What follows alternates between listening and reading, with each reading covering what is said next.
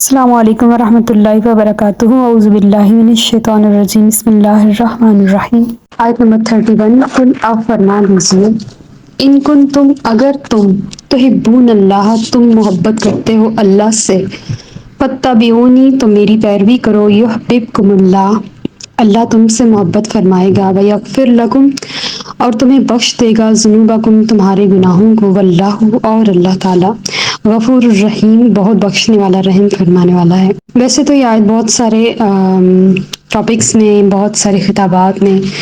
اور محافل پہ اور ہر جگہ پہ سنتے ہیں اور اس کا ترجمہ تفسیر بھی سبھی جانتے ہیں الا ماشاء اللہ، لیکن اس آیت کا شان نزول ہے کہ جب یہودیوں کو اسلام کی دعوت دی گئی تو انہوں نے کہا کہ ہم نے تو اس دعوت کو قبول نہیں کرنا، ہم تو پہلے ہی اللہ کے لاڈلے ہیں، اللہ کی محبت میں گرفتار ہیں، ہمیں کیا ضرورت پڑی ہے کسی نئے دین میں، کسی نئے نبی کی امت میں داخل ہونے کی۔ تو ان آیات میں اللہ پاک نے سختی سے منع فرمایا ہے کہ محبت الہی کا دعویٰ بغیر کسی دلیل کے، بغیر کسی ثبوت کے، بغیر کسی اوتھینٹک ذرائع کے کبھی بھی قابل قبول نہیں ہے۔ اگر تم کریم آقا صلی اللہ علیہ وآلہ وسلم سے محبت کرو گے تو اللہ سے محبت کا دعویٰ درست ہوگا، اگر تم حضور اکرم صلی اللہ علیہ وآلہ وسلم سے دور ہو تو تم اللہ سے بھی دور ہو، کیونکہ وہ ذاتیں دو ضرور ہیں لیکن جہاد ایک ہے، سمت ایک ہے، سفر ایک ہے، منزل ایک ہے۔ تو جب نبی کریم صلی اللہ علیہ وسلم سے محبت کرو گے تو اس کا فائدہ کیا ہوگا وہ اللہ پاک نے اس آیت میں بڑی ڈیٹیل کے ساتھ بیان فرمایا۔ یہ تو ہو گئی یہودیوں کی بات۔ اب ہم اس آیت کو اگر ہم اپنے اوپر لیں تو یہاں پہ آیت کا سٹارٹ ہوتا ہے کل سے۔ جب کل ہوتا ہے نا کسی آیت کے شروع میں تو اٹ مینس کہ اللہ پاک اپنے محبوب علیہ الصلوۃ والسلام کی خود ثنا خوانی کر رہا ہے اور اپنے محبوب کو فرما رہا ہے اے نبی آپ ان سے فرما دیجئے میری طرف سے، یعنی کہ میرا پیغام ان کو دے دیجئے، یہ میرا پیغام ہے کہ اگر تم اللہ سے محبت کرتے ہو تو میری پیروی کرو۔ پیروی ہوتا ہے کسی کے پیروں کے اوپر پیر رکھنا، یعنی کہ اگر کوئی فٹ سٹیپ پہ چل رہا ہے نا، پیچھے وہ اپنے قدموں کے نشان چھوڑ رہا ہے تو ہم نے اس قدم کے اوپر اپنا قدم رکھنا ہے، اس کی پیروی کرنی ہے، وہ جدھر کو جا رہا ہے ہم نے ادھر کو چلنا ہے، بس یہ اسی کو پیروی بولتے ہیں، اسی کو نقش قدم کی سمت چلنا اور ان کو اپنا رہبر رہنما سب کچھ ماننا۔ تو میری پیروی کرو، میری پیروی کرنے کا فائدہ یہ ہوگا کہ یحببکم اللہ، اللہ بھی تم سے حب کرے گا، محبت کرے گا، کہ جب نبی کریم صلی اللہ علیہ وآلہ وسلم سے ہم محبت کریں گے تو ظاہر ہے پیروی اسی کی جاتی ہے نا جس سے محبت ہوتی ہے، ایسے تو بندہ ہر بندے کی پیروی نہیں نا کرتا۔ بہت سارے مقامات پہ ایسا ہوتا ہے کہ ہمیں اطاعت کرنی پڑتی ہے، چاہے ہم اسے پسند کر رہے ہوتے ہیں یا نہیں کر رہے ہوتے، ہم اس کے انڈر ہوتے ہیں، ہمیں لا محالہ اس کی اطاعت کرنی ہوتی ہے جو ہمارے اوپر امیر ہوتا ہے، کیونکہ نبی کریم صلی اللہ علیہ وسلم نے فرمایا ہے کہ امیر کی اطاعت واجب ہے، جو امیر کہے سمجھو کہ یہ میں نے کہا ہے، اور جس نے امیر کی اطاعت کی اس نے اللہ کی اطاعت کی۔ تو اگر کوئی امیر ہمارے اوپر منتخب ہو جائے تو وہ جو کہہ رہا ہے ہمیں اس کی بات ماننی ہے لا محالہ، کیونکہ حضور کا حکم ہے۔ تو نبی کریم صلی اللہ علیہ وسلم کی پیروی ہم نے کرنی ہی کرنی ہے، کیونکہ ہمیں حضور سے محبت ہے، جس سے بندہ محبت کرتا ہے اس کی پیروی کرتا ہے۔ یہاں پہ پیروی سے مراد یہ ہے کہ محبت کے ساتھ حضور کے نقش قدم پر چلنا، جیسے جیسے حضور چل رہے ہیں ان کے پیچھے پیچھے چلنا۔ اگر کوئی بندہ ایسا کرتا ہے تو اللہ اس سے محبت کرتا ہے اور وہ تمہارے گناہوں کو بخش دے گا۔ محبت کا فائدہ ہوگا، پیروی کرنے کا فائدہ ہوگا، محبت کرنے کا فائدہ ہوگا کہ بندے کے گناہ دھل جائے، اور ہمیں اللہ سے بخشش کے علاوہ اور چاہیے ہی کیا، اور اللہ بخشنے والا بہت رحم فرمانے والا ہے۔ اپنے محبوب علیہ الصلوۃ والسلام کے وسیلے سے وہ اپنے بندوں کو بخشے گا، اس کی رحمت ہر چیز پر حاوی ہے۔ لیکن اس آیت نے ہمیں سکھا دیا ہے کہ اگر حضور کی محبت نہیں ہوگی تو بخشش خطرے میں، اگر حضور سے محبت ہوگی تو بخشش کا لا محالہ اعلان ہے کہ ہو جائے گی، اللہ گناہ معاف فرما دے گا، حب مصطفیٰ صلی اللہ علیہ وآلہ وسلم کے صدقے، کریم آقا صلی اللہ علیہ وسلم کی محبت کے صدقے وہ اپنے بندے کے گناہ معاف فرما دے گا۔ اس آیت کی تو ڈیٹیل ہم صدیاں کرتے رہیں تو کبھی بھی ہم اس کے اوپر پورا نہیں اتر۔ آیت نمبر 32 کل آپ فرما دیجئے اطیعوا اللہ، اللہ کی اطاعت کرو، والرسول اور رسول کریم صلی اللہ علیہ وآلہ وسلم کی، فَإِن تَوَلَّوْا پس اگر وہ منہ پھیر لیں، فَإِنَّ اللَّهَ تو بے شک اللہ تعالیٰ لا يحب الکافرین کافروں کو دوست نہیں رکھتا۔ اب یہ وہ آیت ہے جس میں اللہ پاک اور اس کے رسول کریم صلی اللہ علیہ وسلم کی اطاعت کو اختیار کرنے کا حکم دیا گیا ہے۔ کل اے نبی آپ ان سے فرما دیجئے کہ میرا ارادہ ہے، یہ میری چاہت ہے، یہ میری خواہش ہے کہ میرے بندے اللہ اور اس کے رسول کی اطاعت کریں۔ اطاعت کا مطلب ہوتا ہے حکم ماننا، اطاعت کرنا، مطیع ہو جانا، فرما بردار ہو جانا اور اطاعت گزار ہو جانا۔ تو جب اللہ تعالیٰ نے آسمان اور زمین کو حکم دیا تھا نا کہ آ جاؤ، تو وہ آ گئے تھے دونوں، یعنی کہ اطاعت کرتے ہوئے، فرما برداری کرتے ہوئے، اللہ کی بارگاہ میں عاجزی کا اظہار کرتے ہوئے آ گئے تھے۔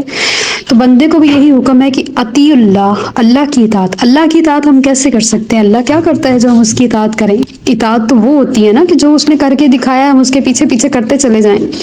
اللہ پاک تو صرف اپنے محبوب علیہ الصلوۃ والسلام پر درود و سلام پڑھتا ہے، اور وہ کوئی کام نہیں کرتا جس کی ہم پیروی کریں، جس کی ہم اطاعت کریں۔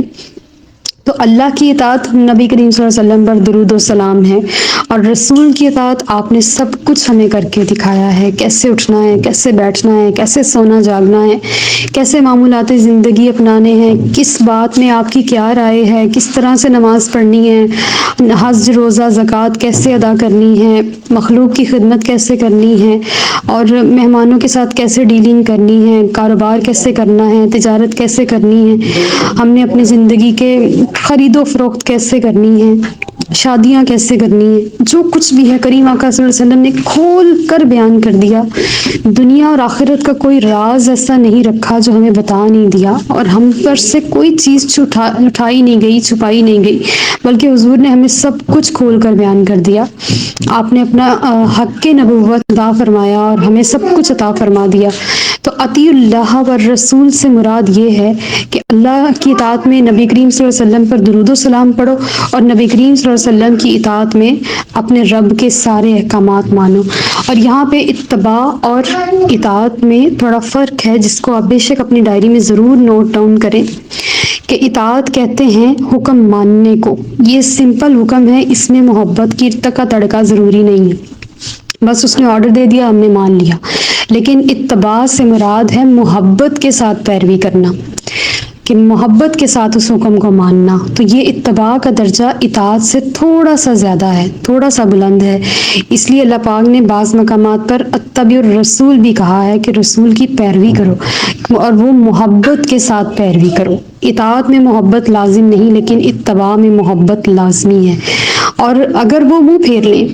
تو اللہ کافروں کو دوست نہیں رکھتا، یعنی کہ آپ کے ذمہ پیغام پہنچانا ہے۔ آیت نمبر 33، ان اللہ بے شک اللہ تعالیٰ اصطفیٰ چن لیا آدم علیہ السلام کو، و نوحًا اور نوح علیہ السلام کو، و آل ابراہیم اور ابراہیم علیہ السلام کے گھرانے کو، و آل عمران اور عمران کے گھرانے کو، علی العالمین سارے جہان والوں پر۔ اب یہ چند لوگ، چند انبیاء کرام ہیں جن کو اللہ پاک نے باقی نبیوں کے اوپر بھی فضیلت دی ہے، کریم آقا صلی اللہ علیہ وسلم کے علاوہ، کہ اللہ نے ان کو چنا ہے۔ آدم علیہ السلام کو اس لیے چنا کہ انہیں اپنے ہاتھ سے تخلیق کیا، انہیں خوبصورت بنایا، اور پوری مخلوقات میں سب سے خوبصورت شخص آدم علیہ السلام ہی ہے۔ اور آپ کا جو قد مبارک ہے وہ 60 ہاتھ کے جتنا لمبا ہے، اور آپ کا سب کچھ ہم سے ڈیفرنٹ ہے، اور اللہ پاک نے آپ کو وجیح صورت میں پیدا فرمایا۔ یوسف علیہ السلام سے بھی 2 گنا حسن آدم علیہ السلام کو عطا فرمایا گیا،